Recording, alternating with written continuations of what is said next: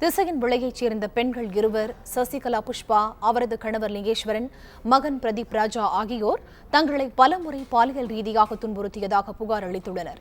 இது தொடர்பான வழக்கில் நெல்லை மாவட்டம் திசையின் விளையைச் சேர்ந்த வழக்கறிஞர் சுகந்தி ஜோசன் என்பவர் பெண்களுக்கு ஆதரவாக ஆஜராகி வருகிறார். தொடர் விடுமுறை காரணமாக தனது குடும்பத்தினருடன் கொச்சிக்கு சுகந்தி ஜோசன் சென்றிருந்தபோது நேற்றிரவு 10 மணியளவில் அவரது வீட்டிற்கு வந்த மர்ம நபர்கள் சிலர் வீட்டின் காவலாளியை தாக்கிவிட்டு வீட்டின் கதவை உடைத்து உள்ளே புகுந்துள்ளனர். பின்னர் வீட்டின் உள்ளே இருந்த பல லட்சம் ரூபாய் மதிப்புள்ள வீட்டு உபயோகப் பொருட்களை உடைத்தும் வீட்டின் கண்ணாடிகளை நொறுக்கியும் சேதப்படுத்தினர்.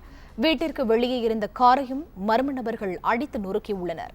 மேலும் வீட்டிலிருந்த 9 சவரன் தங்க நகை மற்றும் 1 ஏர்கன் ஆகியவற்றையும் எடுத்துச் சென்றனர். இதுகுறித்து தகவல் அறிந்து வந்த சுகந்தி ஜோசன் தனது வீடு தாக்கப்பட்டது குறித்து காவல் நிலையத்தில் புகார் அளித்தார். புகாரின் அடிப்படையில் வழக்கு பதிவு செய்த போலீசார் தாக்குதலில் ஈடுபட்ட மர்ம நபர்கள் மீது வழக்கு பதிவு செய்து விசாரணை நடத்தி வருகின்றனர். ஊரில் 10 வருஷமாக வழக்கறிஞர் தொழில் பண்ணிட்டு இருக்கேன். எனக்கு எந்த எதிரிகளும் கிடையாது. நான் நியாயமான முறையில் நியாயமான வழக்குகள் எடுத்து தான் நான் செய்வேன். இந்த சசிகலா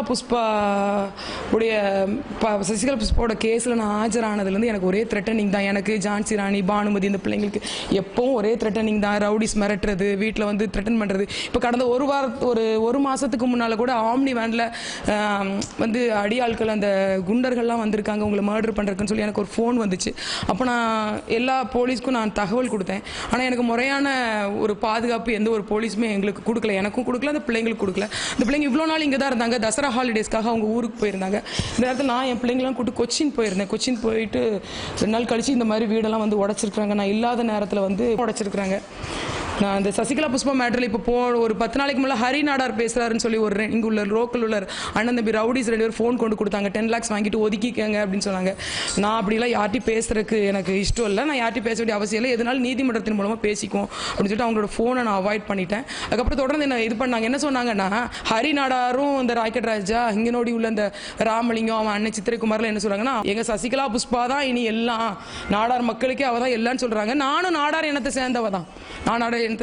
ஜான்சியும் பானுமதி நாடாருக்கு பிறந்த பிள்ளைகள் தான்.